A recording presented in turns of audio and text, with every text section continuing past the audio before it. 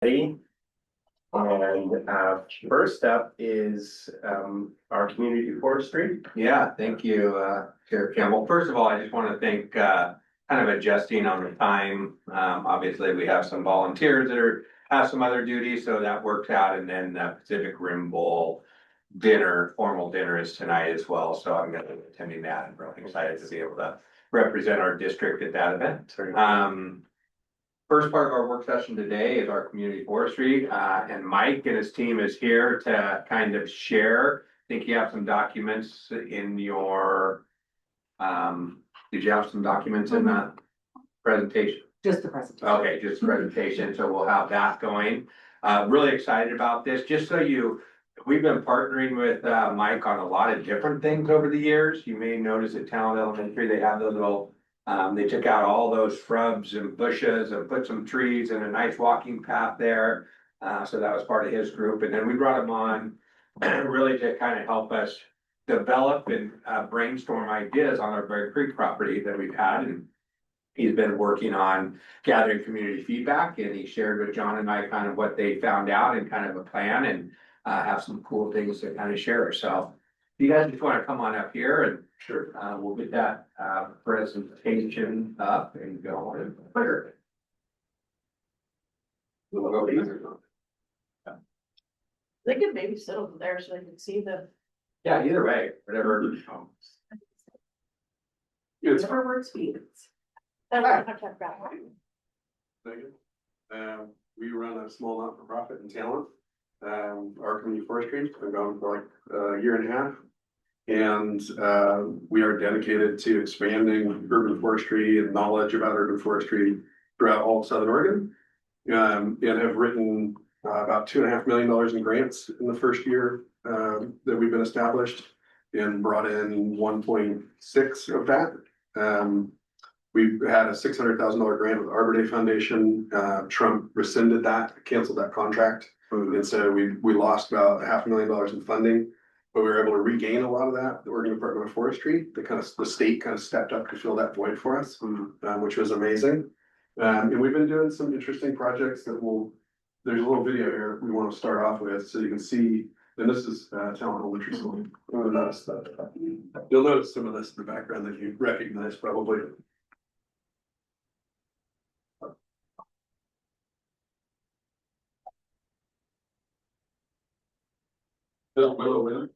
Trees ever since my kids started coming here. It's this beautiful campus. The kids spend quite a lot of time outside and mingling with other grades and other students. And it gets hot here. And the spring, fall, the kids are always sheltering around a little bit of shade that there is. So I saw the importance of shade really for schools, to enable the kids to play outside and be comfortable and have that promise of shade and that place to congregate where it is easy to hang out on a hot sunny day. Motivation is the students and enhancing their lives and their experience at school.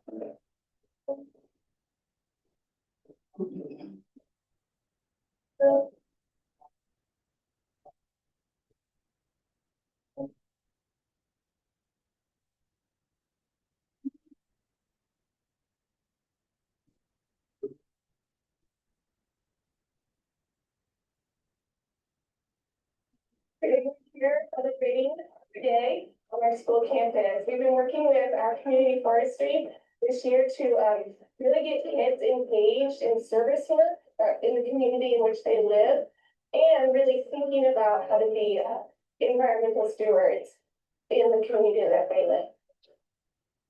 This year, the Arbor Day Foundation has partnered with Enterprise, which is fantastic, to help fund this project here. You can see it's raining, but we're having fun. There's kids here, all muddy, and lots of smiles. It's just been a blessing to have this opportunity for our school community.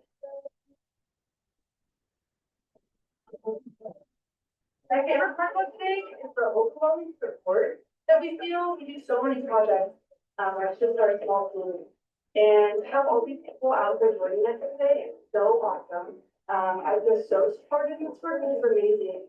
And the community here in Talent is really such a beautiful work project. Today,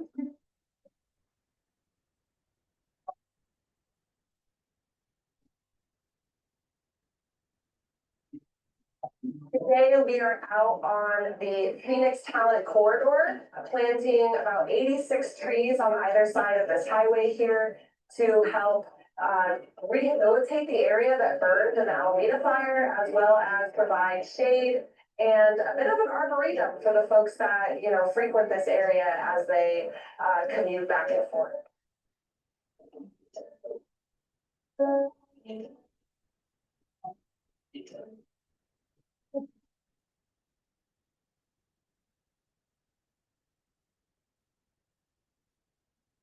Nice Oregon spring day there in our. Right, yeah. Sometimes before we go in there, Yeah. before we started that project, they're like, what's your contingency plan if it rains? Yeah. Like, it never rains in Southern Oregon, anymore. It's like 100 degrees already. Of course, Yeah. we're done reading it. We just want to show you that because that's just, you know, a pretty good example of some of the stuff that we've been working on, locally. We do large scale projects, we do small stuff too.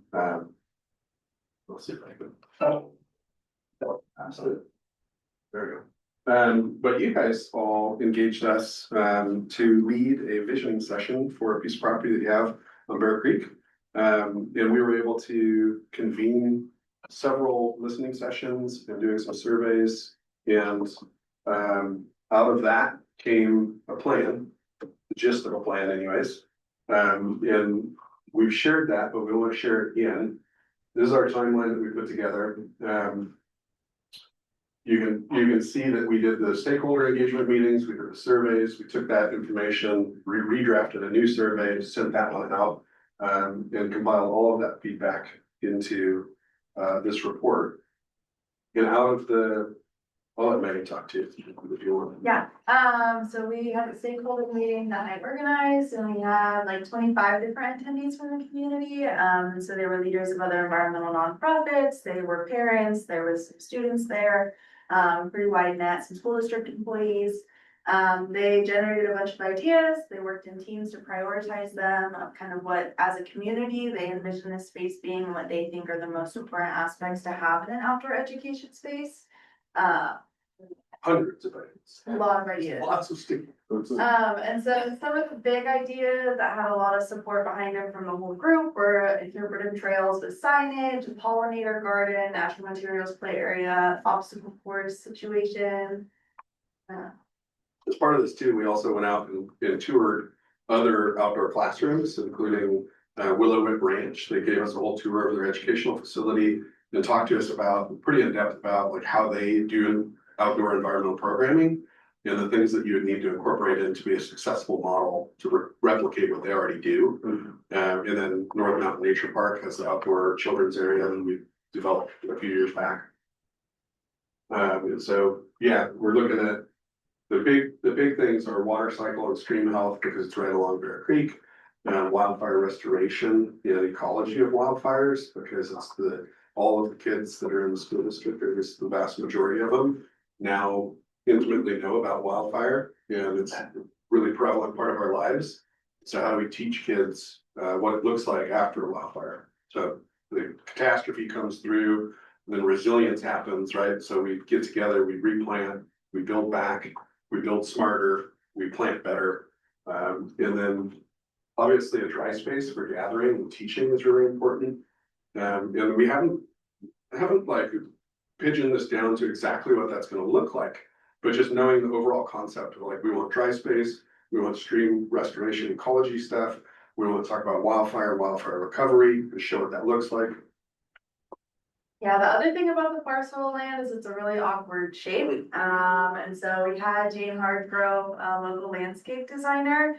I met with her and we talked about all the ideas that the community came up with. And then we actually walked out to the site and we walked around it a little bit and got a feel for the area. And then she took all of those ideas and tried to put as many as she can into this like really small odd parcel of land. And so this is her landscape design for that piece of property, and you can see everything's kind of labeled, and I have them listed on the side too of everything she was able to include. And it's to scale as well. And so yeah, it's like an obstacle course, running path at the end, and as you move up towards the wider section, it has that gazebo space, pollinator garden. There's like a bird blind in there, which is really fun, because some people said that they wanted like perspective change to be able to see the area. But then again, all of them are pretty loosey-goosey, like we're not super, like Mike said, pigeonholed into ideas, and so, it's a nice idea for the area, but of course, as we hopefully work down there, you know, things will, finalize and become more concrete with the plan. Mike, you wanna go back to that and just explain to the, what the conservatory or the property just to the, in between our property and, creek? What, Oh, yeah, yeah. so what that's kind of locked into it, and You can't see it on this design. Oh, the laser disappears on the screen. This property that's adjacent to it, that's along Bear Creek, was a restoration project. It's called 18.6, I think. 15.8. 18.8. Plant Oregon went in with the Freshwater Trust and did this beautiful restoration project. And so it's already got a native stand of trees and shrubs that are trying to incorporate that space ecologically. And there's already some water access spaces, which is really cool and neat. Freshwater Trust has a lease on that property essentially for 10 years, I believe. But Taylor, who runs the project development for Freshwater Trust locally, super on game with partnering, with figuring out how we can teach students about their projects too and their organization and what they're trying to do through hands-on stewardship.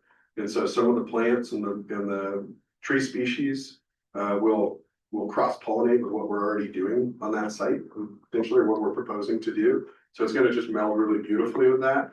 On the adjacent side to that, on the back side of that project, which would be going south of the project space, is City of Talent property, and it's the future home of Suncrest Park. And that's in their master plan to be potentially a dog park. They don't really know what it's gonna be, but the City of Talent's really on board with partnering as well, with the long-term future vision that this parcel that's owned by the school district seamlessly kind of flows with the rest of the, you know, the restoration project flows with it, the park project development's gonna flow with it. They're interested in like exploring the idea of getting utilities down to the site with us, because they're gonna need future utilities to that site if they develop that park. And so our hope is that they're very amenable to like helping us with things like SPC fees, which are really expensive in town, to like put in a water meter and like put in a backflow device for the irrigation system and. Like, so those are all things that will get explored in detail, if we move forward with this project. Did that yes, that's perfect, thank you. And so we've put together just a ballpark estimate on what it would cost to do a full outdoor environmental education center down there. Based on Jane's design and all the feedback we got from the community. In my experience, I was the park supervisor for City of Ashland for a while. During that time, we built the outdoor play structure down at North Mountain Park. It was a $90,000 project, and it's like the size of this room or a little bit bigger. And it's like outdoor water play. They put in a well with well pump with these logs that they'd carved out so that the kids could go in and learn about water movement, sand.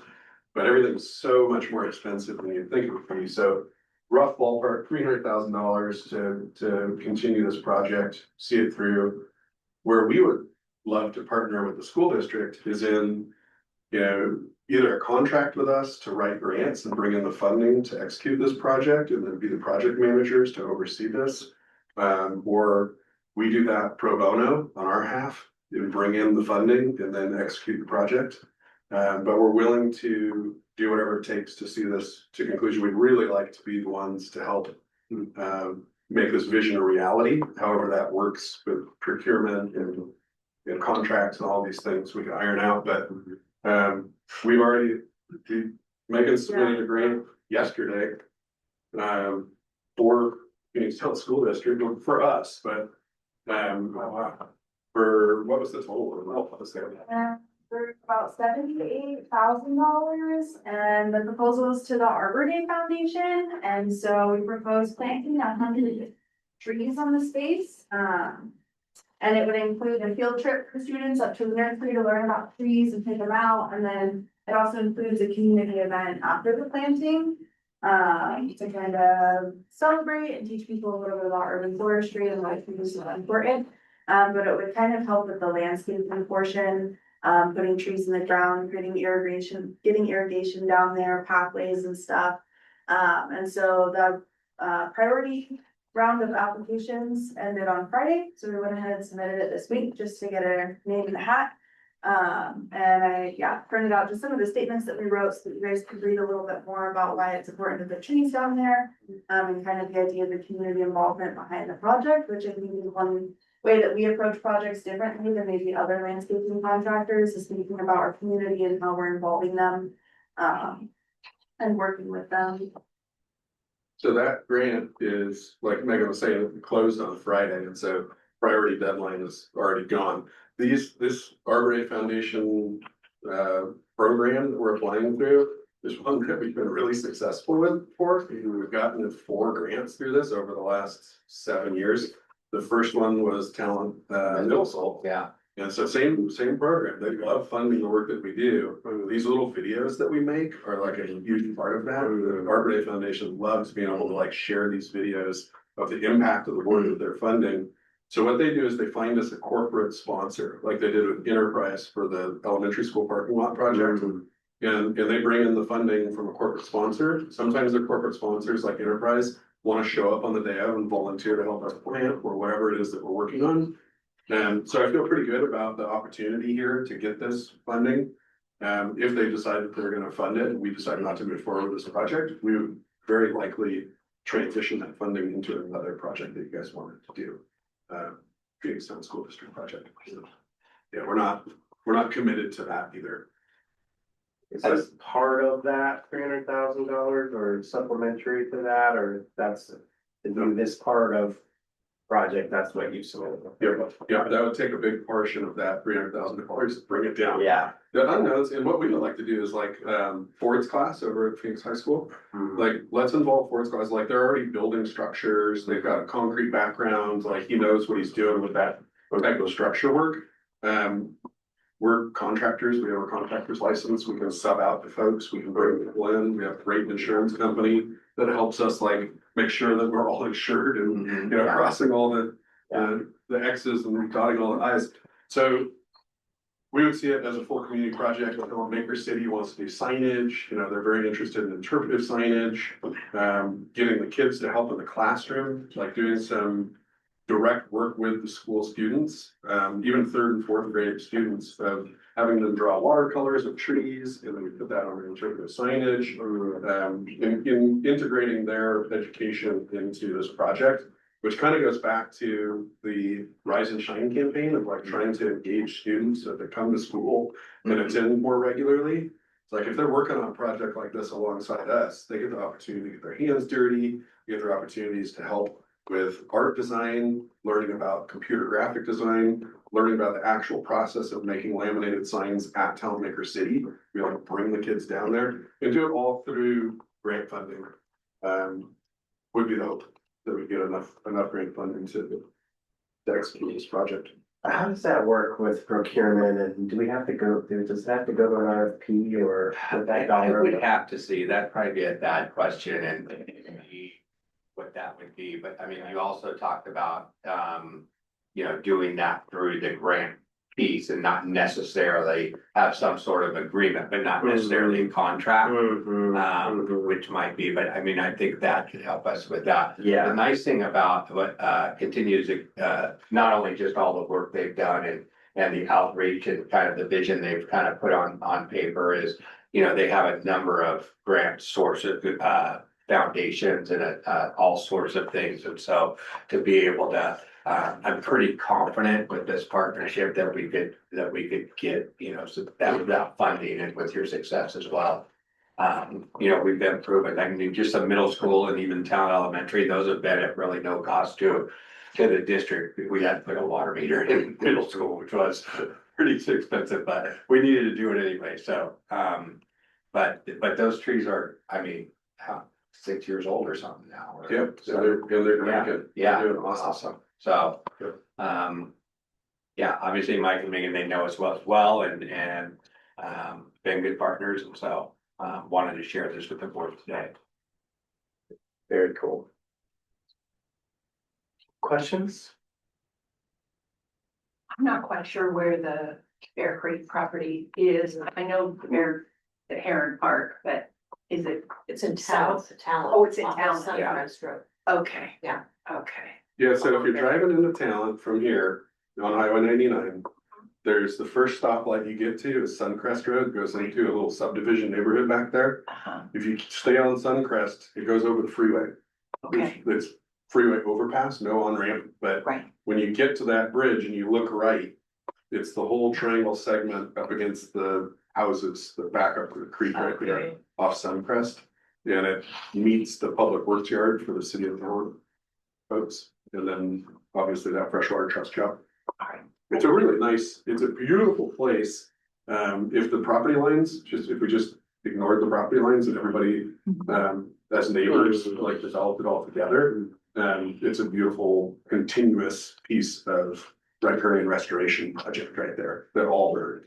And so restoring it back to full function and then having a contiguous trail that goes through the whole thing.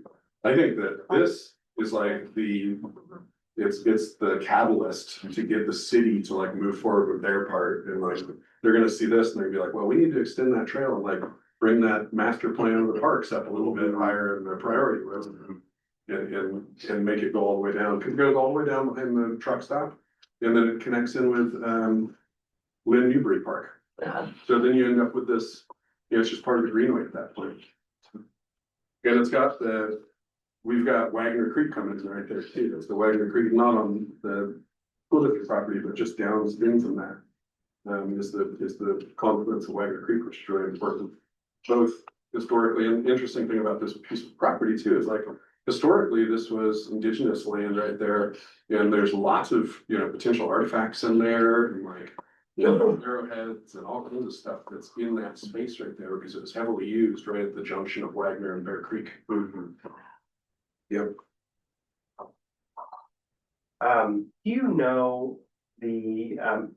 I just want to say thank you for all the work, and it's really exciting, and I think the property was kind of like haphazard regrowth post-fire, and so it has an opportunity to turn into something, eco-friendly, fire resistant, and we have had some neighbors who are pretty shocked by the clear out that we did recently, and so I think that was mostly on our side with maintenance and things like that, but I'm just encouraging all of us as we think about this project to involve the neighbors as much as possible. I'm not sure how much of that outreach you've done, dropping materials or knocking on doors or anything, but I think that would be appreciated just to make sure especially if there's still things we're deciding about the direction of the project, to have their input, I think will be really valuable. And it seemed like there were a lot that weren't, and people miss stuff, and it's not always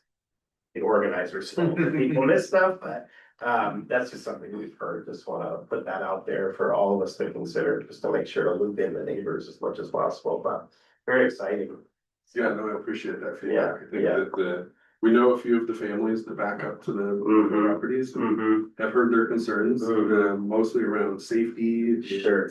And use. Yeah. And Right. loud noises and. Yeah. But we always, we come back to them with, before the fire, you had a beautiful visual screen between I-5 that was also not just visual, but also auditory. So now that those houses are rebuilt, people move back in. It's like the freeway's right in your face right there. So like, wouldn't it be cool if we restored that and had this vegetative wall there again? Right. And did it in a sustainable way that wasn't gonna burn. Correct. And so when they come with concerns, the best way to like, for us to deal with that is to be like, if we don't take action and do it in an environmentally responsible and ecological way that incorporates education, Right. then you're gonna end up with a conflagrated mess again that is like waiting to burn. Blackberries. It's not managed, right? Yeah. You guys are taking this proactive step of like keeping this parcel of land better Yeah. than it was prior to the fire. Correct. And I think Yeah. we'll see that in the end. And Yeah. we will be, if we move forward with this project, we will be doing door knocking and door hangers. Appreciate that. Yeah. Thank you. Yeah. Good. Anything else? Quick question. Outdoor education, is that still sixth grade mostly, or is it? Yeah, we do it with our fifth graders just because it's K-5, so, Okay. yeah, so it's our fifth graders that do that. Ah, But this would be for, I mean, all elementary, middle school, so we'd really want to get a number, I mean, like you said, with fourth class high school. You know, when we talk pollinator gardens and that, get the, yeah. So I think that'd be good. I think kind of the next step is we put this on as a discussion item in a board meeting and see how we wanna, kind of move forward, but thank you for this. It's very- I think just getting sure on just making the funding, yeah, procurement side, of just making sure we're all above board there is good. And but I love the partnership with the high school too. And honestly, I mean, it cost us 1.1 million to build those tennis courts, so this is a bargain. So for what we're getting, so thank you. I like the way you think. Yeah. You said. We had some sticker shock on that, still a good investment, but I yeah. encourage you to read the narrative too, if you get a chance. Yeah, this is really, you guys are good, exciting grants. Yeah. It's good. Thank you for bringing this. Megan knocked out. Yeah, very, I very think we stand good. a really good chance. Awesome. Thank you so much. Thank you. Appreciate Have a it. good day. Thank my group. Thank you. You guys want to stick around? We're talking about superintendent evaluation planning. So. I didn't need to sit around.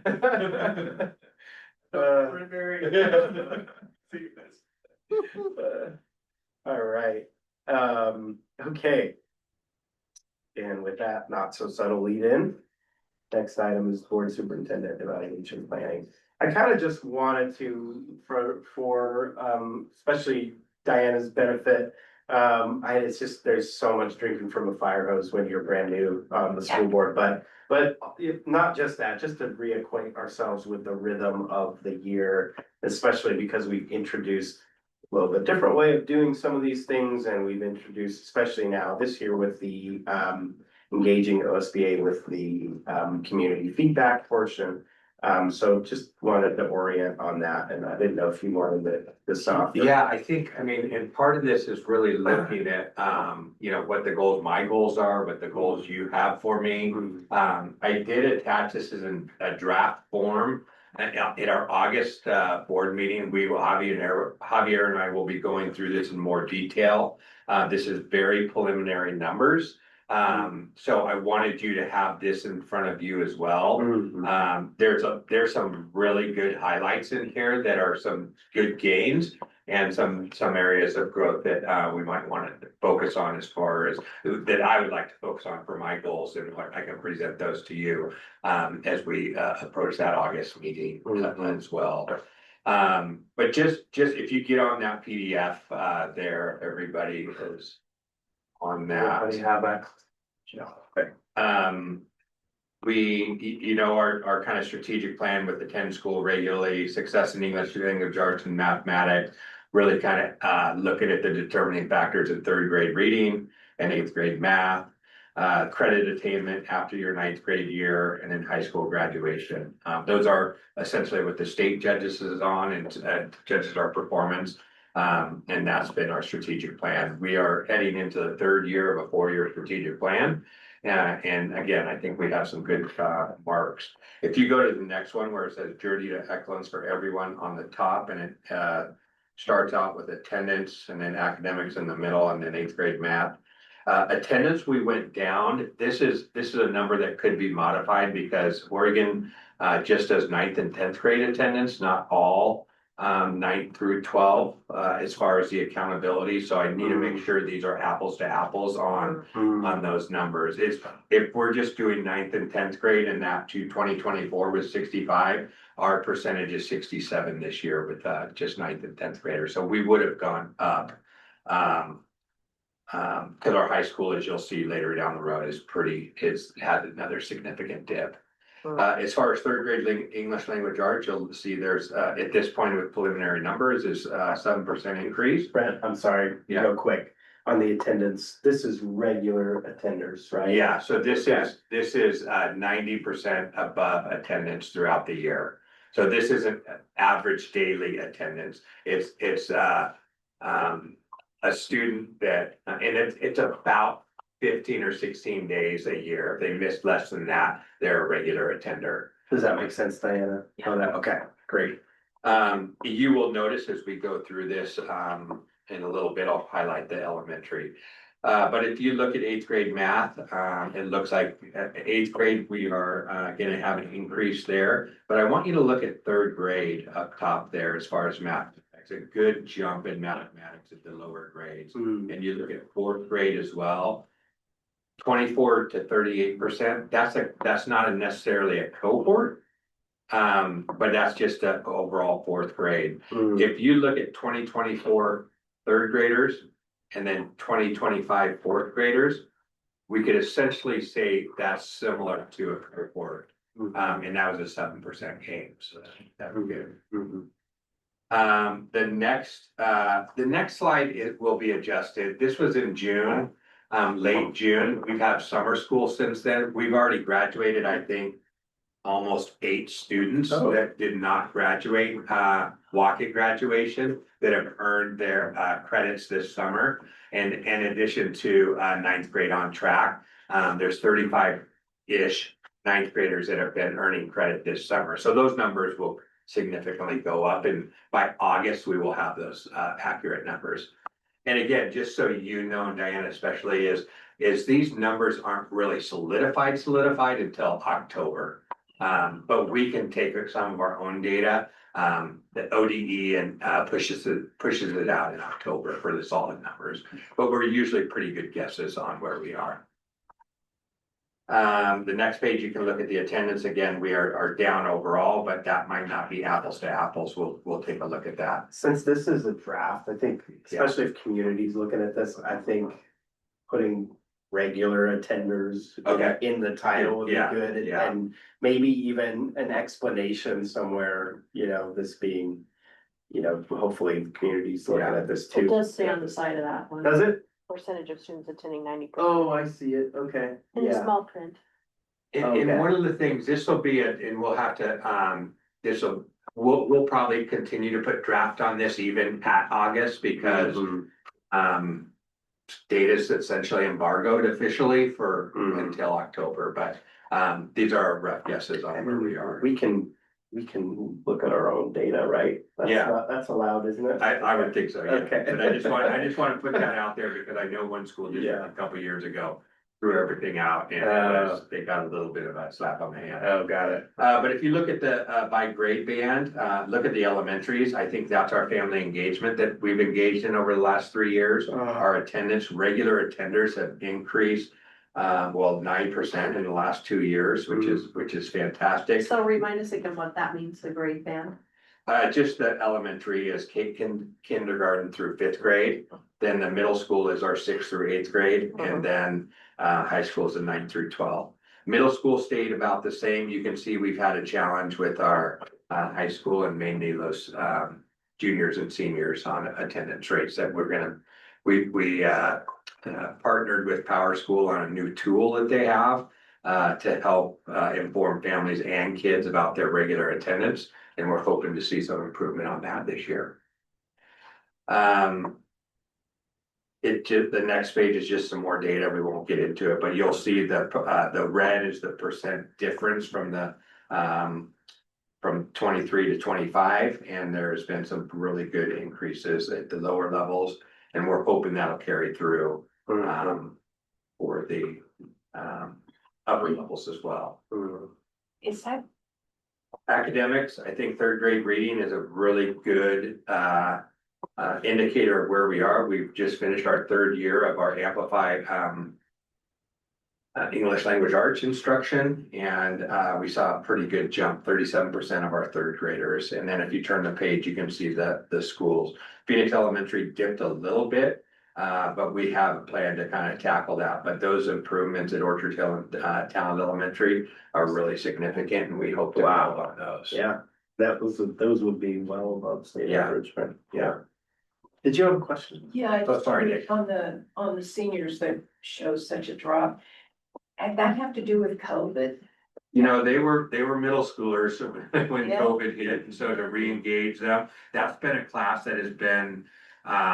We knew this, class of 2025 has struggled when they came in as freshmen as far as credit attainment and attendance.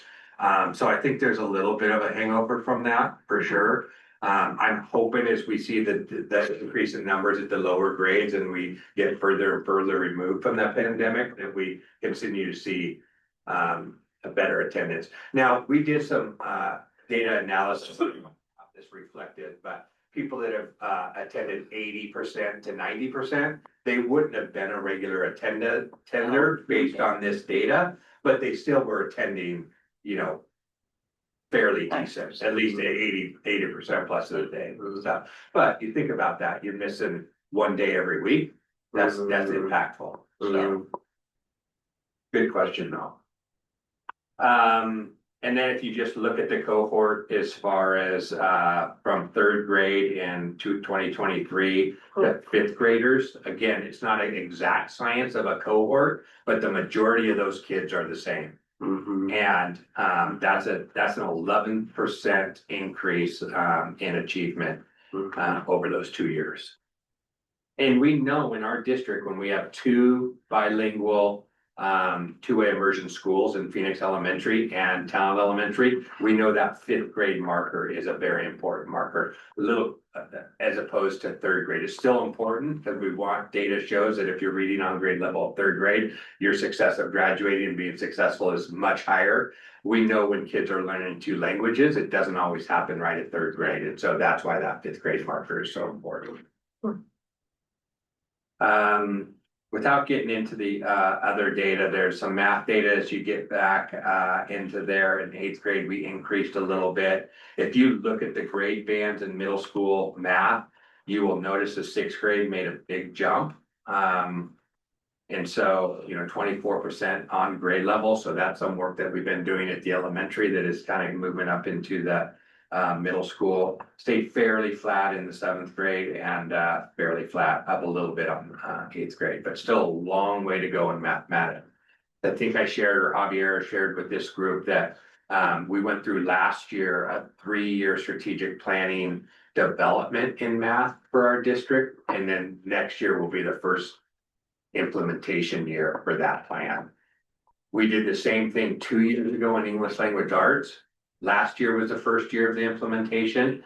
And I'm hopeful if we see the jumps in math as we did in English language arts this year, we're well on our way to meeting some of our goals.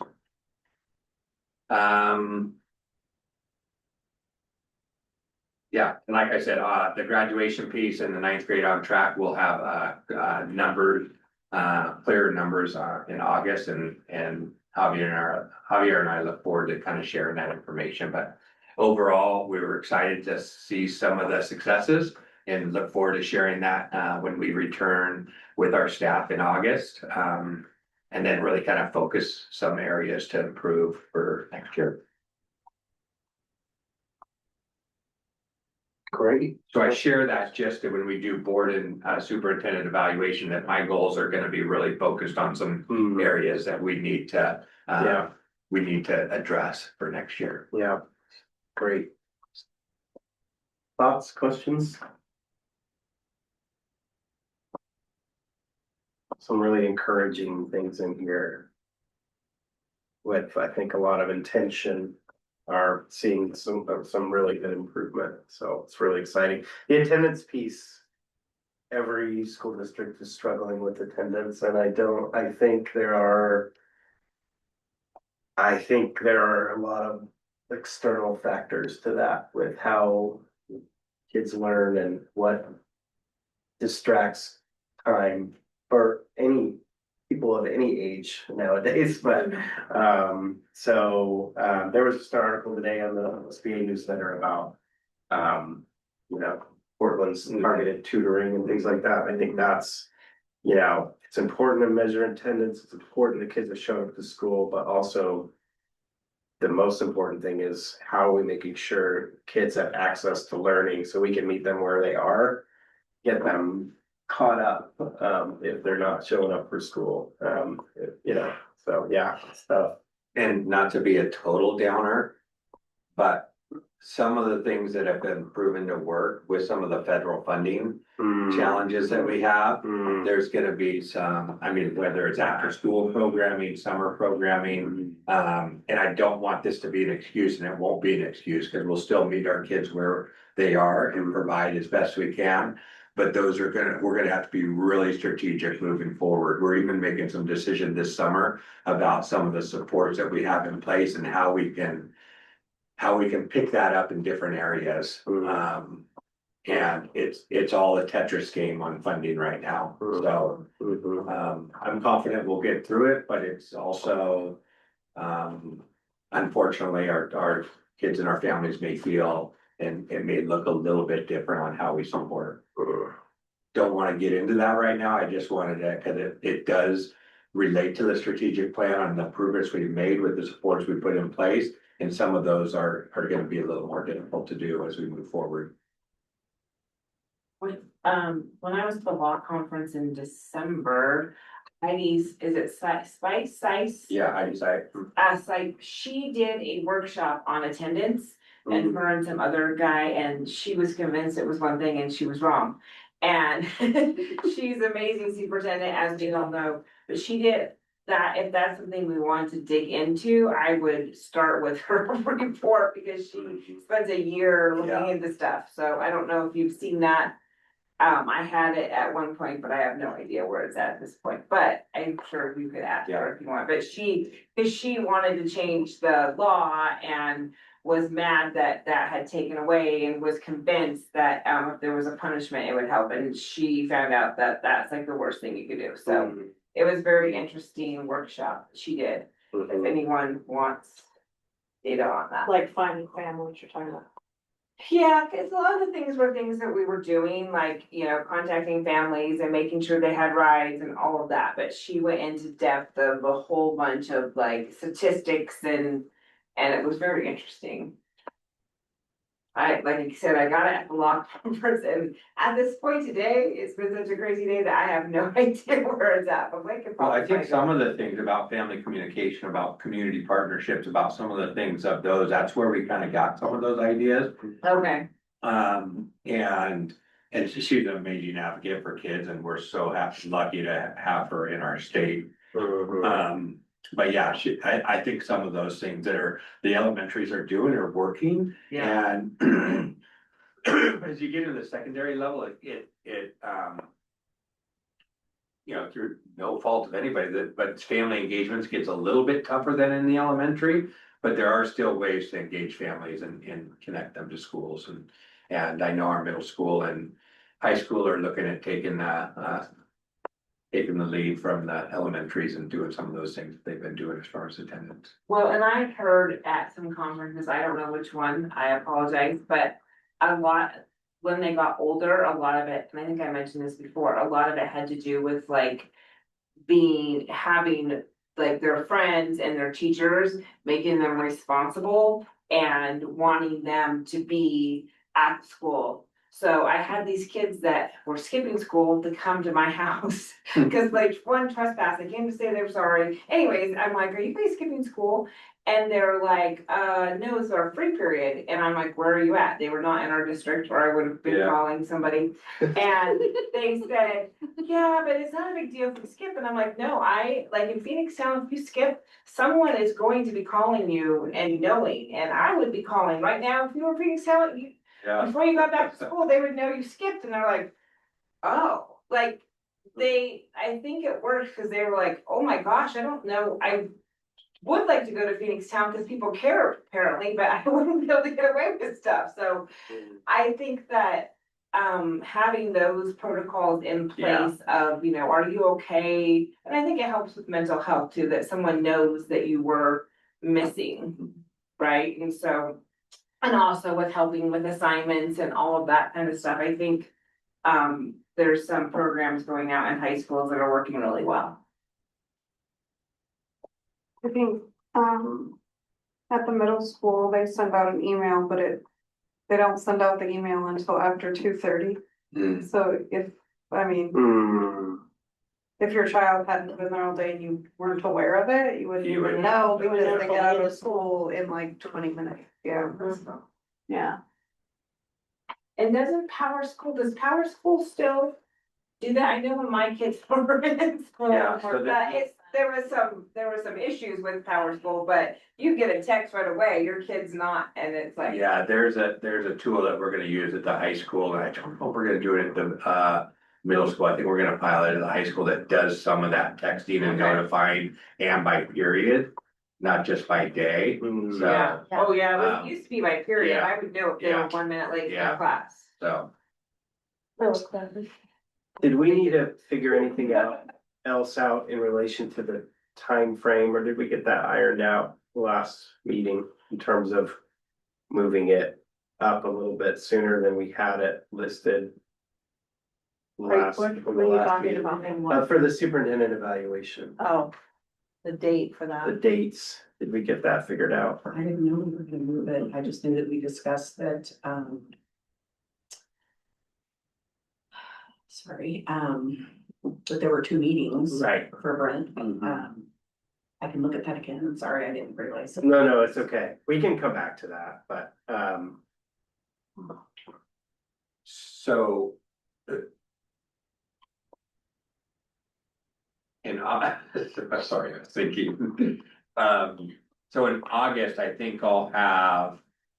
You know, just with this discussion, have some drafts of goals that I'm basing off kind of this strategic plan, and then we can. Certainly talk about those, and then we can solidify those. Is that kind of something that mhm, makes sense to the board? mhm, Okay. mhm.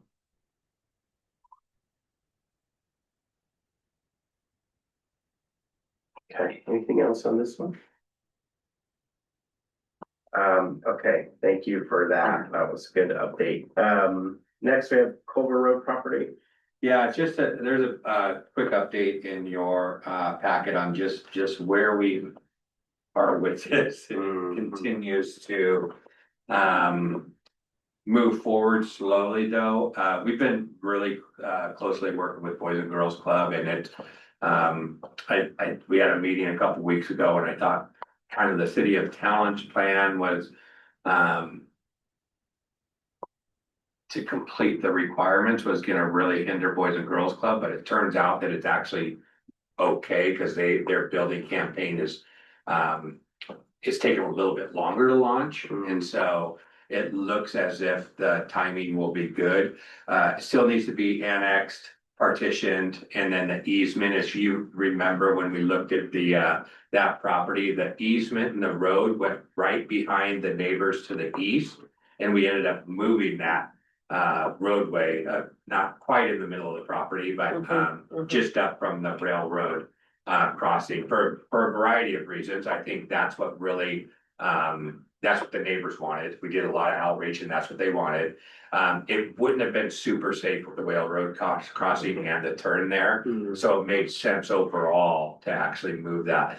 That takes some, they have to vacation that space and then move it to what the master plan says. So all that takes a little bit of a time. I still think we're on pace for, I was hoping for June or August, but now it's probably September, October to get that stuff done. But with really good communication, John and our consultants have been meeting with the City of Talent quite a bit, and once I know more and the timing, I'll let you know. But the partnerships have been really good. It's just a little bit, it just takes time. So, but I do think it's moving in a good direction. No, comment, Yeah. I guess, on that question. This is not the time, but I do want to have a discussion sometime this year about refinancing the bond or leveraging the bond. I know last year we saved 18 cents per thousand. In my previous experience with the City of Talent, usually when you do that, you can get more money and not pay more. It can actually save the citizens money, getting more money. I know that sounds crazy. But then I had talked to John, I ran into John and Ben. And he said, that if you do that, then there's an awesome grant. So I would just kind of like to see different options of refinancing the bond. If we had went out, I think we couldn't go out for a second bond until 5 years. So if we went out for a second bond and calculated it and maybe did it, if we were gonna save 18 cents per instance and only use 10 cents, the citizens could still save 8 cents and we could still have money for Culver. I don't know, but I have a lot of questions about it and we can talk about it. But Yeah, I would like to have like our next work session or study session or something. I would like to have a conversation and more information, just because I think that if we don't act now, there's a sweet spot and I think we're there. yeah. I think that, and Diana, for your benefit, when we first did the bond, we were expecting it to be at $1.49 for, many, many years. I don't think it's ever hit that $1.49 per thousand. And this next year, I think it was $1.31 Yeah, per thousand. So, based on what we advertise and based on what our citizens have been,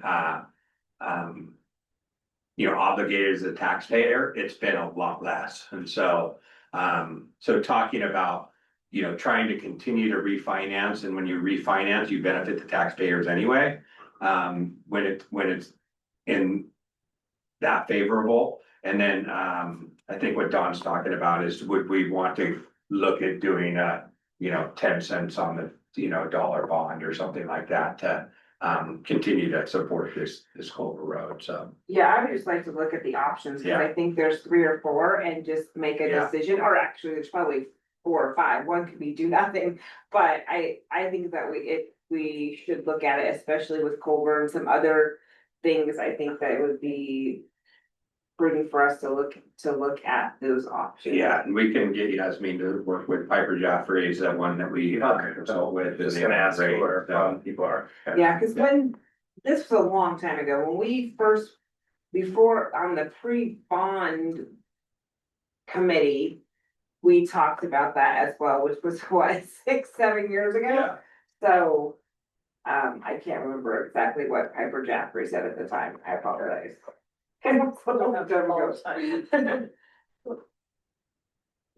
Okay, yeah, no, and there's a sweet spot where you can even save money, Yeah, even more than that. But still be able to have access to more funds, so yeah, I'm glad you brought that up, I would like to do that too. Next is committee assignments. Nancy's not here, She did say in her email that she wants to remain on the EDI committee Okay. today, that's what she said. what are the rules around that? So this will be the first year that we are required to have the committee. And that what they did change the rule about, now it's a superintendent's committee, not a board committee, so Okay. the public meeting laws don't apply, which is what we advocated for. The thing is, and we'll have to check, they did not, I don't think they modified that if a board member could be on the committee, because technically a board member can't officially be on that committee based on that language of the law. Kelly's gonna look into that. So we might have to prove it off here, and if she wanted to attend, she can, Yeah, absolutely, not an official, as a community. member. yeah. That's the way Kelly and I discussed that she could still be involved, but not as, and I'll have to, again, we've been following this the last couple of years anyway. The letter of the law, so we just to get out in front of it. The superintendent appoints those committee members and presents it to the board. And so, but, Nancy can certainly just be a part of it. Yeah. Okay. Okay, and then we don't have negotiations this year, correct? No, Because we won't even have but it won't. we won't have any financial, okay. So we have safe schools, I'm assuming you two would like to remain on safe schools, okay, and then. Audit, Rick, are you good with being on the audit committee? Sure. Okay, that might be good, especially with the next agenda item, and then Culver Road. Yes. Polly, you're still good, so we need we have space for someone else to be on that one. I'm You want to happy to do that. That's good. good with that? Okay, great. And then RAPS, I was on that committee. I don't think I attended a meeting. I'm sure there was a meeting. I don't know if I just didn't get an invite or. There- is there- You might not have actually. Okay. Christian Sakaros ran that and Aaron oversees that as well. Okay, I might have those just are not- quarterly kind of behavior. I think actually we changed it to 2 times a year. okay, Essentially, it's contract language where we review behavior data with our association and Oh. in our district. okay, And so we do that differently in the board meeting, but this is Okay.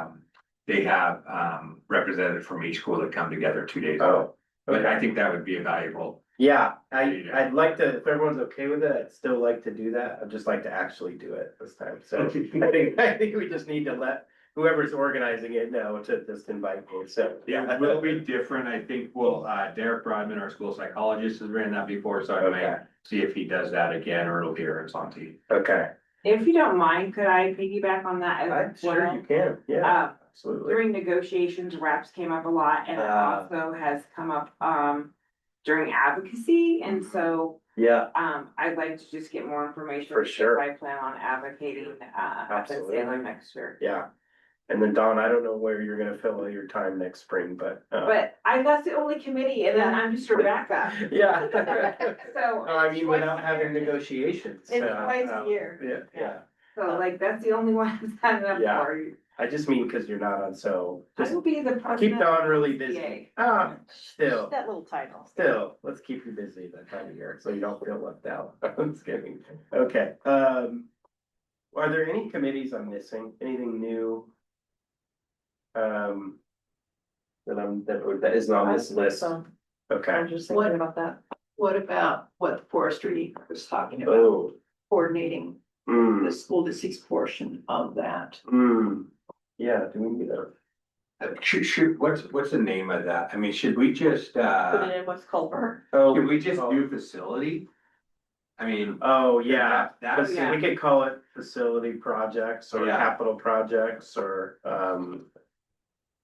yeah, that's a good idea, capital projects committee. I mean, that would put. I mean, is that something you'd be interested in? Yeah. Diane? Okay, and then we can, I think it makes sense to Yeah. just put that into one category. I like that. That's experience superintendent. And right now, that'll be obviously Culver Road and the Bear Creek property, so. Yeah, great. You got that, thanks, thank you. Yeah, so we're changing Culver Road to capital projects, correct, yeah. Awesome. So Rick, made a really good point about the auditor at the last meeting, and I learned something. I really should be asking before we approve the consent agenda if there's anything anyone wants to pull off. So I apologize for that. So I'm gonna be doing that in the future just to kind of be a trigger. There's a, and I think that would have helped you go, oh, wait, I have a question about this, or I want to talk about this. So just a note about that, because, you mentioned, very astutely, Rick, that the budget has increased a lot. I didn't know if you had a chance to talk to Yasmin, if we understand why it's gone up so Yeah, I much. think Rick, you're in the business, so, but I think with our ESSER requirements and if they're federal grants having to audit, over $750,000, we had 2 ESSER awards that were over that. I know GASB has done additional requirements. Yasmin, also included, just with our Title I and our IDEA and school nutrition, the programs, those federal programs just have a lot more intricacies, so. But I agree that cost per year is gone up pretty significantly. I think if she hasn't already, Yasmin was going to, talk to other districts kind of similar to our size, and locally on what they're paying for their, audit fees. I'd like to see what, well, actually might be paying more because they've got some, a few different things, but just, really kind of getting, an idea about where the ballpark is, and then we can discuss if the board wants to go out for an RFP. I mean, I think it's too late for this October one, but I think that's a fiscal year contract. From January 1 to December 31st, so, Oh, a calendar year? yeah, calendar Oh, year, okay. sorry, calendar year. Okay. Yeah, I don't think it would hurt to, Right. Yeah, yeah, Check. I don't think it would hurt to at least sit down and talk to the, Mhm. to the Okay. KDP KDP, and just tell them, you know, yeah, we love the work they do, which we do. They do a fine job, but what if it seems like after our audit, and I'll have to get with Yasmin, but after our audit, we start looking at the next year. And looking at the contract and the finances and stuff, and maybe that's something we bring the audit committee in as well, just to say, hey, do we want to see about doing an RFP? Or just have a conversation with them to say, we're kind of past ESSER. We got a lot of state grants as well recently, and so those were kind of additional kind of checks as well, not that they were required to do some of those. And maybe we just ask them to say, hey, does the price ever come down with the less requirements? So, Well, and I'm curious about the procurement on that too. How does that, do we have a multi-year contract with them no, or? I'm pretty sure it is, Okay. we do it every year, Okay, year by year. yeah. because that brings up a good point about, does that mean you're going out for RFP every year or, well, the dollar amount, I don't know that it is it? I don't No, know. I don't it's think it under is. that, Yeah, it's yeah. under the, but yeah, okay. So are you okay with, so what you're saying is we would proceed with KDP for this audit and then look at, re-examine that next year? Yeah, I think as we get into the fall, we can have Yasmin see what she finds out on kind of comparables a little bit with districts, not necessarily shopping around. Have a conversation with KDP and say, what does it mean in the future? I will say Yasmin talks to Dawn all the time throughout the year too, because we don't want any surprises on how we code something or how we pay for, I mean, just especially after June 30th, it was like, hey, how do we do this on what year? And so that's a good service as well, but I'm sure all auditors offer that service because when it comes to October, we don't want any surprises. So they're kind of serving in a consultatory role throughout the year too. Yeah. Got it. Okay. Rick, what other? Your thoughts, questions? Are you okay with that plan? Or do you want the district to pursue finding a different auditor? Was that? Yeah, no, I don't wanna cause any problems here, Well, I mean, but, it's a valid concern. it- just a friendly conversation or something. Mhm. I don't wanna go out and Mhm. get other bids or anything like that. Mhm. It's just that, Yeah, hey, guys, it's jump from Yeah. this to this to this. yeah. Made me think I might wanna become a CPA.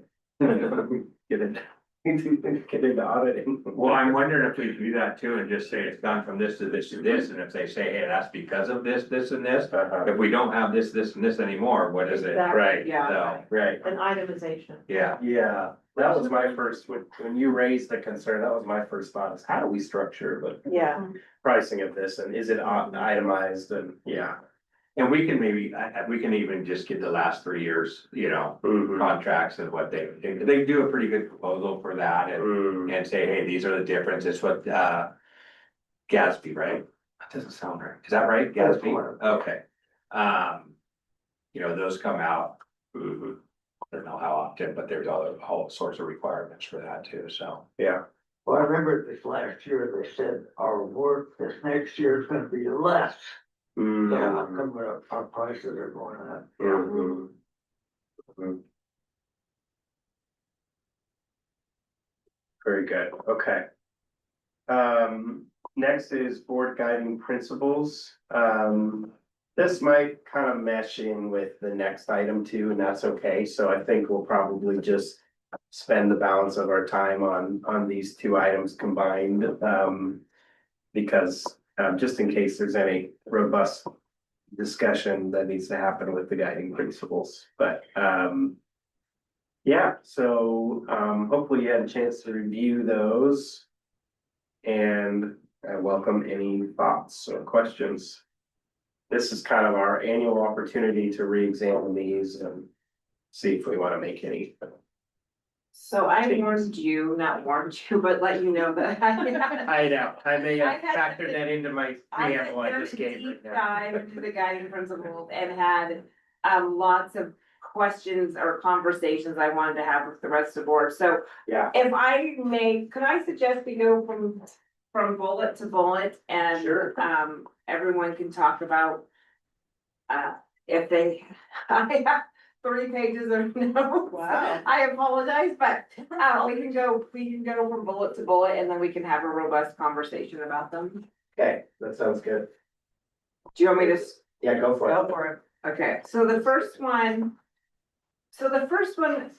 in the past, and it was mostly, I think it was mostly Sarah, but in the past, the word feel was a conversation because it isn't, how do you measure it? And so I kind of went through, used AI, kind of looked at things, and, I don't know if it's something we want to try to tackle, but from what I came up with, it says, I would do, the board is committed to fostering a diverse and inclusive school environment in which all students, families, and staff members, and this is where the change would be, experience a sense of being valued, respected, and welcomed. So that experience is a little bit more, I don't know, measurable, but this is not one that I'm really, there's some other ones I have more feelings towards, this one I don't have as much. But it does make it measurable in terms of the affective domain with a simple question. I feel like it's sort of the same. Yeah. Because everybody's experience is gonna be different. We could try to make them experience respect and welcomeness and value, but even if that, every student is getting the same opportunity, it's like, sort of the same. Like immeasurable. I thought that too, but then I thought about it, when someone asks me, how do you feel? I'm usually thinking of right then, but they say, have you ever experienced this? And then I'm like thinking further, so again, this is something that I just kind of spent a little bit of time on and left, like I said, this one isn't, I could go either way. I talk communication and I like what you're saying about experience, because then, have you experienced this? Can you give me an example? It's very measurable. Rather than, do you feel valued? Can you give me an example of that? It's more. Can you read that again, Dawn? Yeah, let me see if I can. Your- The board is committed to fostering a diverse and inclusive school environment in which all students, families, and staff members experience a sense of being valued, respected, and welcomed. And it doesn't have to be that. That was just a suggestion, by the way.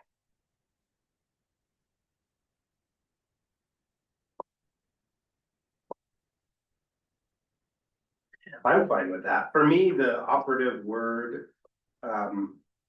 or sort of direction of this bullet point is is what our commitment is. It's more about what our commitment is rather than the other part of it. And so that's why I was always okay with the kind of fluffy feeling part, because it's more about the board saying, this is what we're committed to. But I like the idea of having something that feels more measurable. And we have taken, the district, I give Brent and his team credit, has taken very explicit steps to try to measure this with the survey stuff that they've been doing the last few years. So I feel good about that. I think it's fine if we want to change it to that. I think it's fine if we want to leave it. Because to me, this is more about what our commitment is.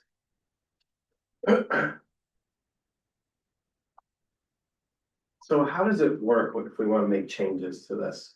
We just You just tell me. We just tell you, and then do we adopt them at the? Do we take action on them? Seems like we I took action. I feel like I should know this. Sarah, I think we Yeah. did, especially if they're not all board members are here, it'd be nice to. yeah, but this might be something that Nancy has 2 cents about. In the past, we have done, cause I know when I first was on the board, there was a big, robust kind of discussion. And there was some disagreement. And so what we've done is discuss them and then put it on the agenda, information and discussion, so those missing or sometimes if you think of something, and then Yeah. just treat it like you would a regular thing, have an information discussion and then vote. So that way we can get input for those missing and then we can get input for the public if someone decides to read our minutes. Yeah, then Nancy can watch us back. Yeah. So. How do we feel about the suggested change to that first bullet point? Do we wanna, are we? Consensus on that change? I think I like it. To put it on information discussion again, with different. Yeah, she can highlight it in red too, Yeah, that's yeah, fine. those changes and Yeah. strike throughs and. And Don, you can send the exact word. Yeah, sure. Yeah, can you have a list? I can send that, I can send you the, yeah, okay. Alright, next one. I don't have anything on the next one. Okay, anybody else? Second bullet point, okay. Third one, I do, and this one I do have some strong opinions. Okay. My concern is the word minimum for class sizes. During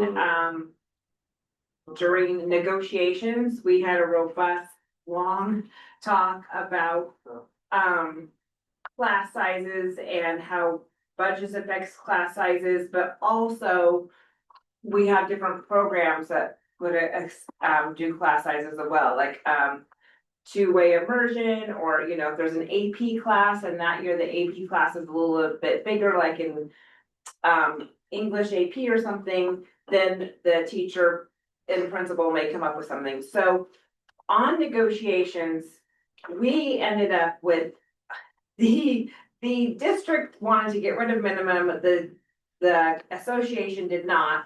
So we compromised with ideal minimum, but I personally would like to change minimum to ideal in that sentence. just so I'm clear, you're talking about language in the CBA. Yes.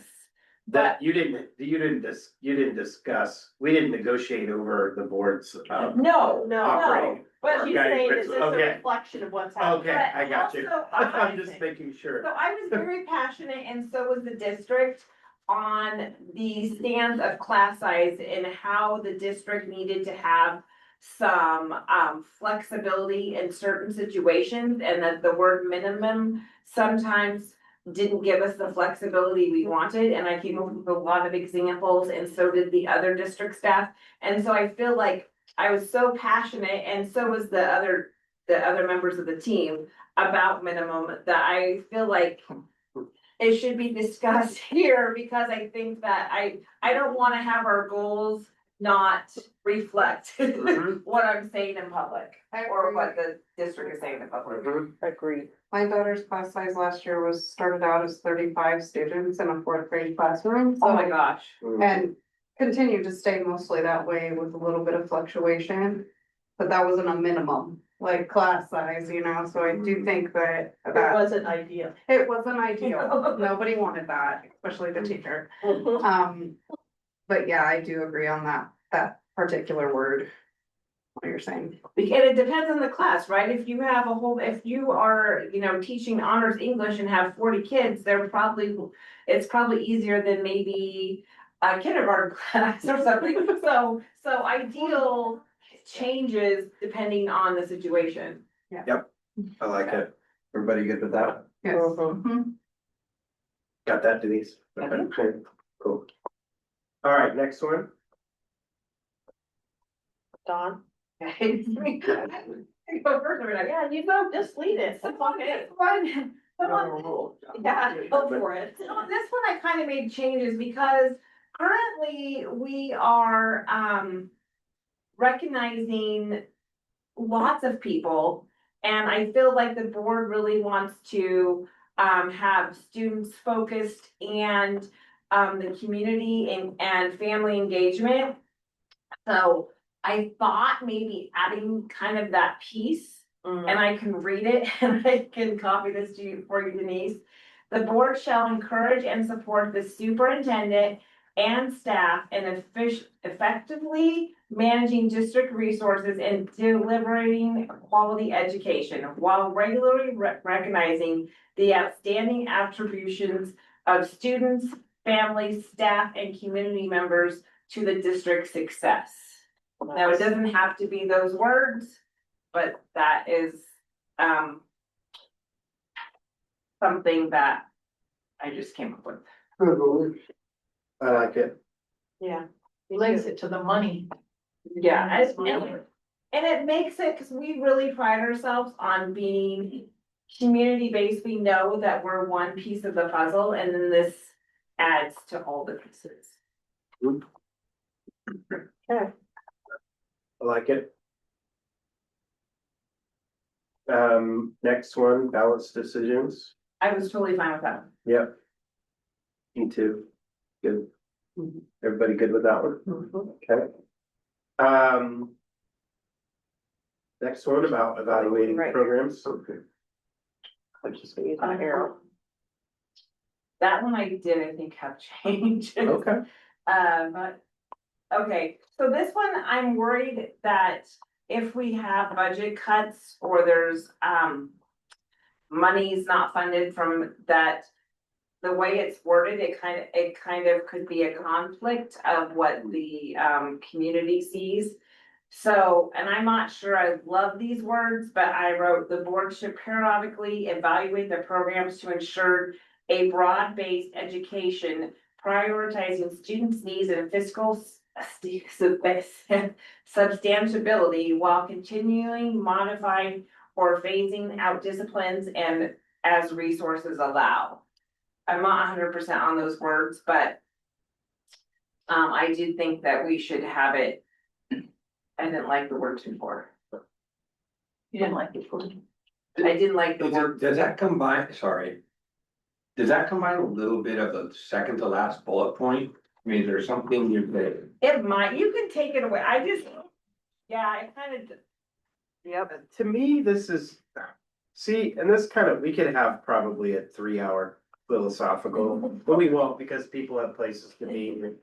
But we won't, so we won't do that, but we can have a philosophical discussion about the effect of these guiding principles, right? Because to me, they're somewhat aspirational. Yeah. And I think Dawn is wisely kind of looking at this from a. I love it because she's a policy. She is the policy wonk, and I love that about her.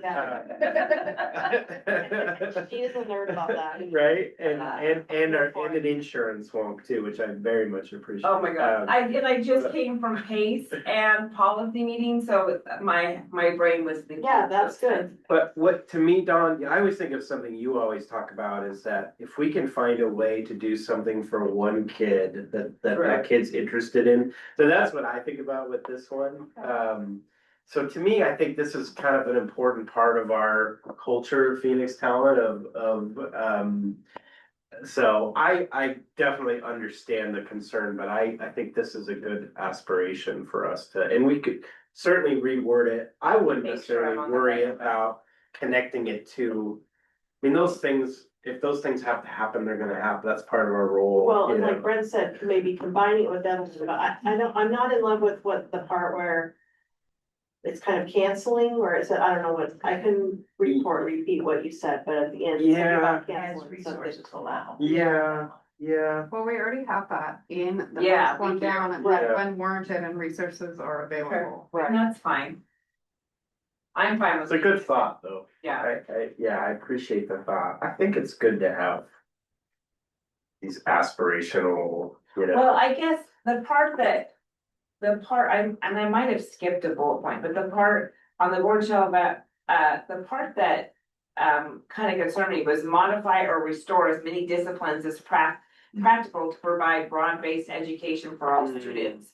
If we're in the middle of a funding crisis, how are we gonna do that? I mean, we're gonna try, right? But Yeah, I think the language could be cleaned up for sure. Sorry, what were you gonna say? I I was didn't just mean gonna to- say, I like the word practical, like, just Yeah. because practical, if Seems it's like an not AI practical. thing. Yeah, I because- think Do it this one. Go ahead. What'd you say? You like, If the word practical, if it's not practical due to like budget cuts or something like that, then Yeah. obviously we won't be able to do something like that. I'm fine with keeping it. Yeah. I think I skipped a bullet point too, by the way, so I might. This seems like this maybe came about either during or post a budget cut season, maybe. I'm sure, I mean, like 2008, 2009. Right. Back. That's probably so. So the idea was, you know, we need to restore and bring back programs, which is a good, to me, I think this is a great place to make space for. What we're really saying is we want to have a diverse offering of programs that are meaningful to kids. And provide a broad education. And I think if we make a change to this, I would like us, see us go in that direction to kind of clean up the language a little bit that says, in Phoenix Talent, you know, I was talking to somebody who teaches in another district in Southern Oregon, and he was talking about how the high school has 3 electives. It's like art, band, and shop or something like that, you know, and I was thinking about all the different programs we have and, you know, that we've worked hard to try to build and protect and that hopefully we can continue to do. But that to me is what that bullet should say. Well, and I think to your point too, I think, I mean, some sort of, rather than just status quo or applicant. Right. Has to be like innovative and. Yes. You know, Mm, what if Denise and I kind of work on wordsmithing? If you could share that, Dawn. Okay. And we could wordsmith this bullet and try to come up with. I like the idea of Your using, stuff better, actually, but yeah, I like the idea of using innovative. Yeah, Yeah. that's good. And diverse. Uh-huh, yeah. yeah. Yeah, because it's not always about just bringing back something we had Yeah. before just because we had it before. It's about Right. meeting the diverse needs of our students with a broad programmatic offering. So Dawn, we'll kind of modify that bullet point and bring it back. You good with Thank that? you. I like your guys' idea way better than mine. I do.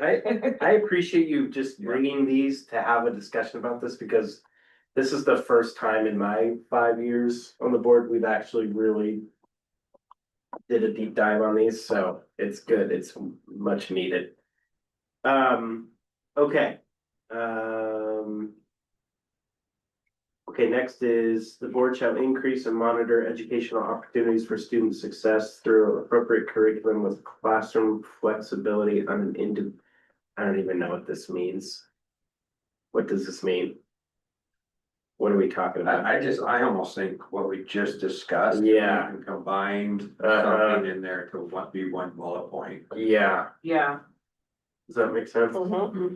Cause basically it covers, if a kid's gonna learn something on a job, Yeah, you know, on the job training or apprenticeship or internship or job follow, or whatever. yeah, It would allow for that.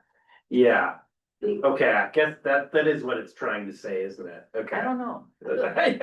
You know, if it's not clear, I it think probably we're needs an looking at edit. individual needs as well as. Yeah. As a whole. Yeah, I feel like that's what it's saying. that definitely could be probably combined. the add I had to this one, and Yeah. I'm just throwing it out there, was mentioning data-driven curriculum and data-driven decisions, because that's something our board talks about a lot, but it isn't in any of our priorities, and I thought that might be a good spot to put it in. But it doesn't need to be there, that was just what popped in my mind. Is this really about differentiation? Okay. I feel like we could say this a little more plainly or combine it possibly.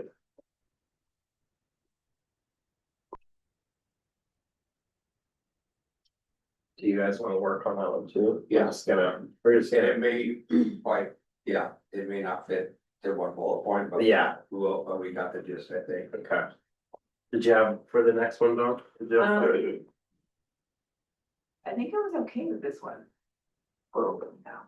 I think, are we on the board, shall be knowledgeable, are we on that one? Yep, I think, we don't have very many listening sessions, Yeah, so it kind of seems, I don't know. We either need to have more The full listening sessions or separate. take that out of there, yeah. Hmm. I'd like to leave in there and make us do it, but. Yeah, that's well, good. exactly. We do have those community groups that meet, you know. well, and I look at it as a tool, right? Mhm. So like when.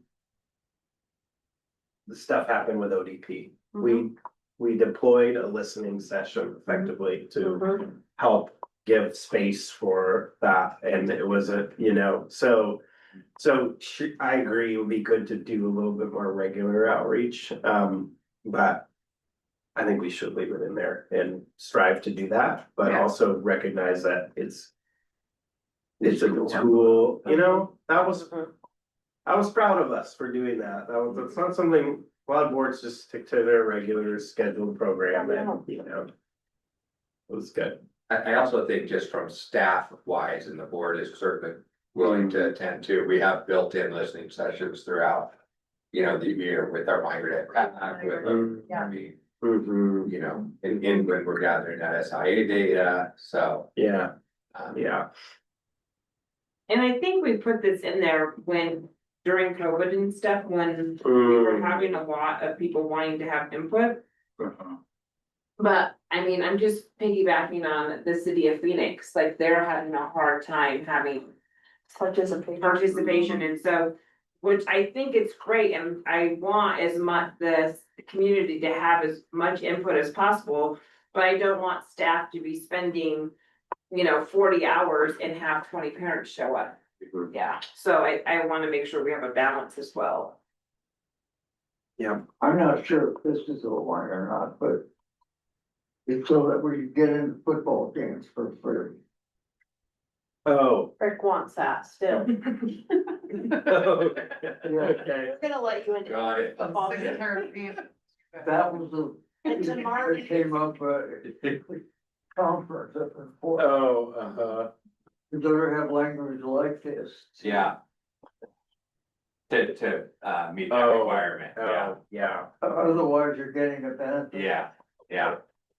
I think they changed that recently on the ethics commission. Yeah, I think so. I'm 99% sure, cause I just went through ethics 2 days ago. But what did they change it to, or? That if you're on that board and that benefits your board work, then it doesn't count as a contribution. So you going to a football game, since you're on the board, and that's it would help you with your board work, then it wouldn't count as a contribution to like your $50. Okay. maybe we'll get you an all access pass, Rick. I'm thinking. But you just have to, you have a minimum commitment of 50-50 tickets. You have to buy. There was one event, I think I bought 80% of the 50-50 tickets, and I won. Yeah, I won and then I donated back, yeah. I was like, I'm buying all the tickets, I'm like, I'm definitely gonna win this. Okay, so are we good with that one? I think this one's great. Yeah. Okay, and then the next one on communication, I thought this was the last one. pretty good. Communication pathways and code of ethics. I think that one was good. I'm good with that one. Okay. Speaking for Nancy, I think it's good. It says parents, guardians, and there's some other places that have parents that doesn't have / guardians. Oh. I think that might be good. Yeah. Maybe we can make that change to say families. That's, I think, a change we've made in our other vernacular.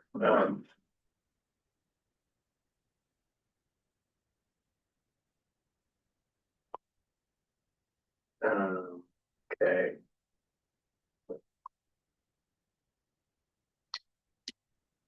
Next one, conservative use of resources. This was towards the end. You were of the getting tired. Points, and Oh. this one's like a few years old, and I just don't know, I played with AI, I played with words, I couldn't think of anything that was even better. But I'm wondering if those words that we have are maybe a little outdated, but I'm fine with it. Mm-hmm. I think it's really important, having come from a city meeting where they ordered 3,000 pieces of plastic for maybe 150 people. Oh my gosh. And, you know, I called them on it and got told that I was anti-Christian. Oh, So it was kind of interesting. no. That is, It was me street, you know. yeah, I agree that it's important, just the words of like. It just seemed, the words just seemed odd to me, but maybe, again, I might have been tired. We'll try to wordsmith that. Encourage conservative use of all resources, both natural and man-made. I mean, I just kind of seemed like, I don't know, like it's kind of like kind of weird. Yeah, it kind of like didn't come out and say it. Like, we're gonna be responsible with the things we purchase, and we're going to try to do the best for the environment and the community. But That was it. But I don't know, that's not, I mean. Period. That's it. Yeah. How about, the board is committed to the responsible and efficient use of all resources, natural and man-made. Yeah. Strategic decisions shall reflect a commitment to long-term sustainability, fiscal stewardship, and enduring value. I like that. Wait. Thank you, AI. Thank you, ChatGPT. I'll send it to you. to look at. I agree that some of these are just a little bit funky. It just could use, Before we had other tools. yes, I think just language should be clear and accessible, and so any opportunity we have to do that on these, we should.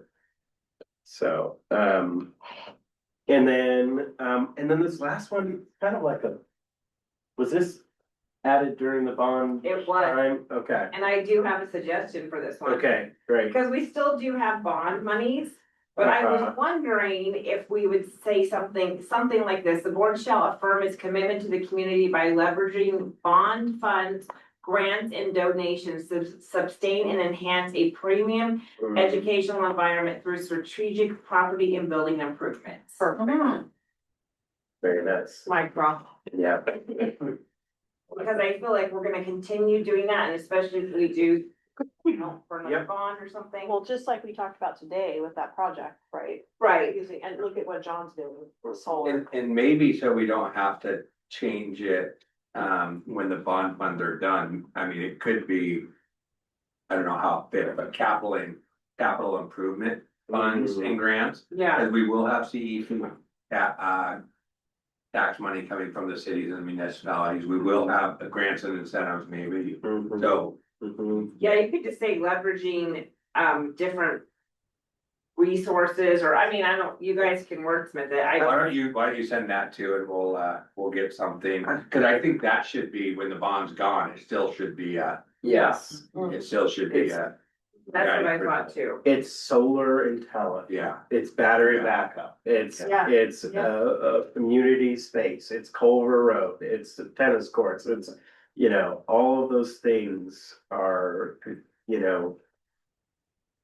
creating a premium environment for the kids in our community, by being creative and strategic and innovative. Yeah, you could add those words, creative and strategic and innovative. I'm fine with that. I just wanted to add.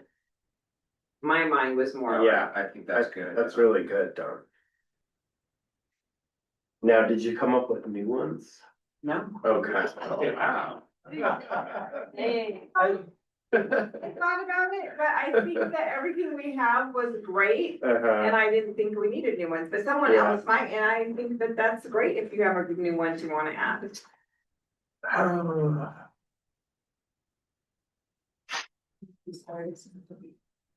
Yeah, you guys have to go, right? Yeah, I don't have, I mean, I was just thinking about, I think these are good. Well, if we have it on information and discussion of something. Yeah. comes up, we Yeah. can probably add something as well, but, and like I added a couple things to previous Yes. bullet points. Just to make it look like. You send those to Denise and then I Denise and I will. can work through and get a draft, ready for August. Denise, I have all these notes in, Google Docs, I'll just send it to you, and if you need help understanding where my brain was, you can contact me. Perfect. Okay, so next one, I know, and I know you guys have to go, totally fine. I really just wanted to orient ourselves and for Diana's benefit on the rhythm of evaluations and the relationship of that to the strategic plan and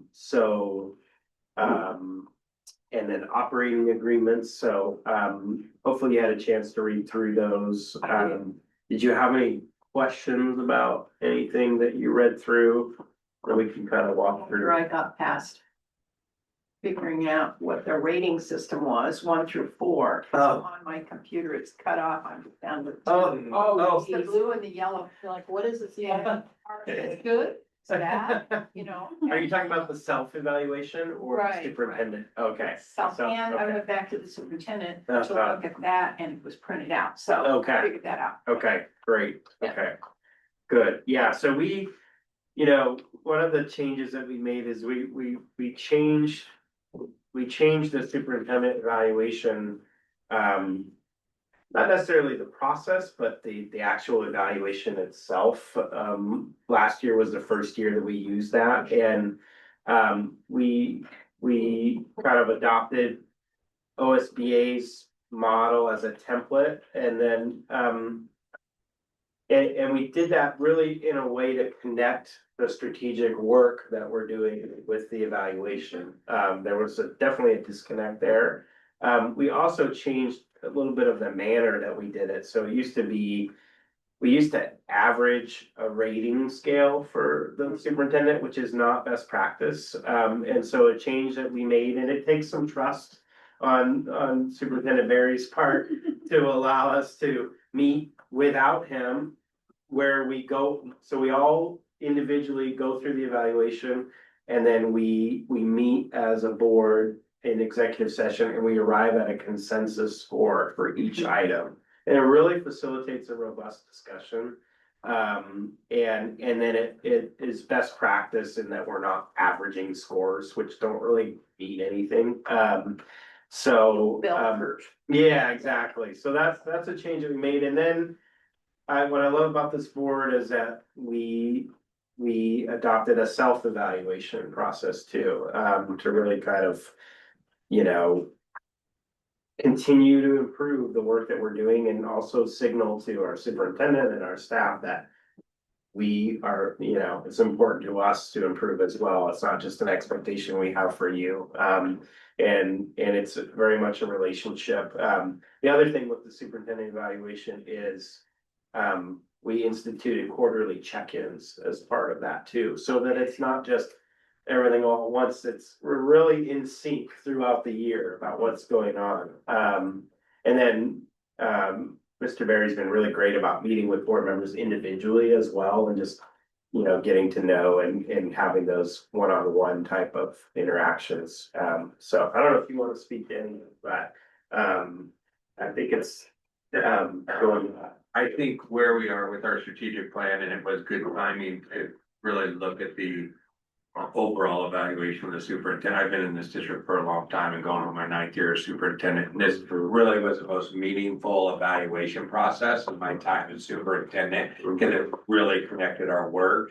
And we're making data-driven decisions.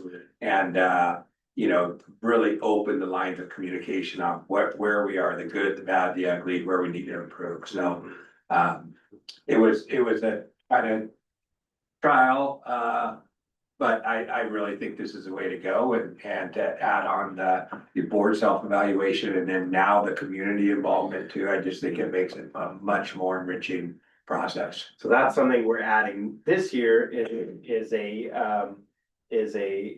OSBA is facilitating this to actually go out and engage members of the school community through the superintendent evaluation process for the board to consider as part of that whole process, which is, again, requires trust and, you know, in the relationship and having, you know, we had great conversations about just the change that we made in the last year and how staff, you know, Superintendent Barry's staff felt about that, how that showed up for them and just really good conversations, the things to work through, but that's another element that we've added that I think will kind of just bring some overall richness and authenticity to the process, so. Yeah, so that's a new thing, and then we have, is this still accurate, Denise, that we still have not adopted the board superintendent operating agreement? Is that an accurate note, or? Let me see here, sorry. I thought we ended up. Yeah, we have not, it's, Oh, yeah, we have not. should probably do that.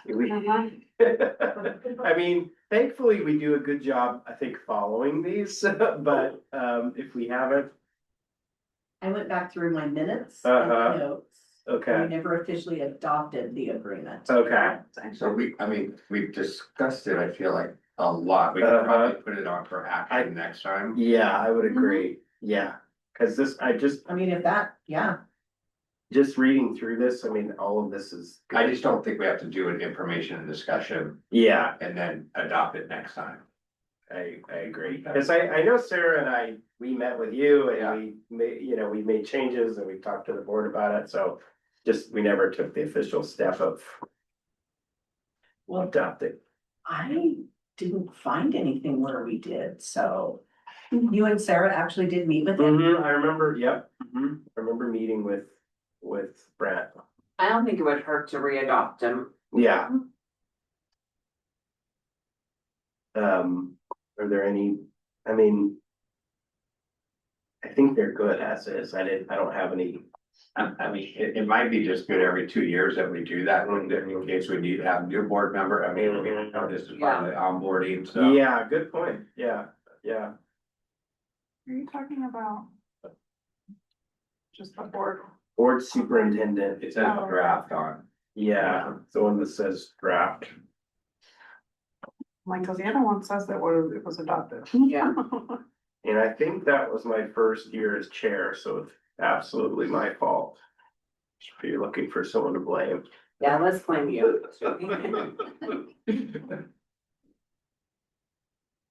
Okay, I would like to just add, I've been listening to other boards' meetings just because I need to do it better than podcasts some days. And they were talking about their board operating agreements and it was referenced on page 18. And I thought, holy smokes, you have a board operating agreement that has page 18. Mm. And there's no way I would probably like be able to follow all the operating agreements if there was 18 pages. So, and also, and later in that meeting, the superintendent never did reports. They didn't have superintendent reports during their board meetings and they decided to add them this year. And I thought, holy smokes. So I appreciate that we are to the point. They had a big discussion about their board operating agreement, having to do with cell phones. And I was just appreciate that ours was short, that I could read it and not have to reread it again because I forgot what was on page 2. And I'm thankful that we heard from our superintendent at every meeting. And so I'm glad of that. yes. One thing we didn't do we have it on for the next meeting to? I feel like maybe we just did it last year, but the agenda. Double checking that we're good with how the agenda is structured. Did just do that last year. We did that last year. Are we, But do we need to bring that back? It's probably, it's not a bad idea, right? Can we just bring that back as a item for? We can just put it as information and discussion, So yeah. agenda structure, sure. Yeah, just to check in, just to provide an official place if anyone has any feedback on, I've seen other boards doing their agenda structures as well. when I Yeah. was listening. yeah. It's probably, we probably should have looked at it, but organizing, that's okay. And then, the self-eval, I feel like there was some goal setting that we were gonna do, as part of that. That's what I thought this meeting was supposed to be. Well, I think it probably would be a good time, but we are half down. So, Yeah, okay, well, and yeah, and I wanna be respectful of our finish time today too, but, I'm trying to. Does it make sense if, and I don't know, I mean, we're still kind of going through this new process, but does it make sense for me to have my goals in August and then the board discuss how they're gonna support their employee in that, or is that the board goals we're talking about, or? Yeah, it's that, but it's also like, we did our self-evaluation. Yeah. You know, Oh, I and see. Yeah. and so it's. Here's the what, but then the now what. Yeah. You know, and so it's, that's definitely part of it, but it's also just building on, just to keep. Into that work that we did to do the self-evaluation, I think it's important for us to have, so, and I'm trying to remember where we left that with Kristen, because I know that's something we talked about, is. That's why I added the Phoenix Talent BSAS presentation. Because at the very end there, she Yeah, took what you guys' answers were and said, these were some of the goals you could come up with. okay. Well, why don't we bring that piece, just those goals? Why don't we bring those back as well for information and discussion, just so we're real clear on that, and. That can be August or September, depending on time. when's our next work session? Don't think it's until, oh, it is November. It is November. That would actually be a good time to do it, right? It's, I don't know how robust that conversation is going to be. in And August so, and September. no, just the Or- whole, how much, we're looking Yeah. at the evaluation, the longer we go from it, the longer we forget and, Mm-hmm. but. I don't know how robust it was gonna be. I think that we wanted to, the things that we agreed that we were weak on, we wanted to fix, but maybe since we have a new board member, we should wait. And a little while before we do that and kind of get the feel of. So Maybe she's able to after- give us our input, Maybe maybe, after OSBA in November. yeah. I don't know. Yeah. And but when because- did we do the board of when's the next one due? April. Okay. April, I think. I mean, honestly, we've already kind of started, so, yeah. We've started doing a lot of these, or we've been doing these and we want to continue. I mean, disaggregated data. We just reviewed that.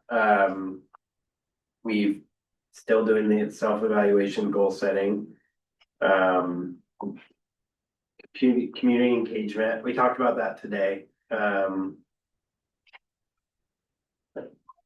Board self-evaluation is scheduled for March. Okay. I did notice that standard 4 was the worst that you got rated or you rated yourselves. And that was on the board regularly establishes performance goals for itself. Hmm. And there were 3 that were, it was 3 to 3 on that. Mhm. In not being established. And I wondered what regularly meant, annual, biannual. Mhm. And I think that's a good thing, because when we, if I remember correctly, when we had our self-evaluation and even our superintendent evaluation, different ones of us had different perspectives, especially me. I'd be like, I thought that word meant this, and so I think that that's a good example of, and again, maybe we aren't that as far off as we thought we were, but I thought regular meant one thing and somebody else thought it meant something else. So I think maybe that's a good point. Thank you. That just defining what things mean, so we know. Yeah, and it's kind of related. If you look, Diana, on the presentation that Denise included in that, Is it the back of the? it's like it's black background. It's like a PowerPoint. It was essentially Kristen's culmination of, it was kind of her synthesizing the results of the self-evaluation. On the very last slide of that, she suggests some possible goal areas based on things that we were kind of all on the same page about. And so I think what you're talking about can probably fit into that accountability, data, progress on goals. Maybe we can talk a little bit more about. There we go. Regularly.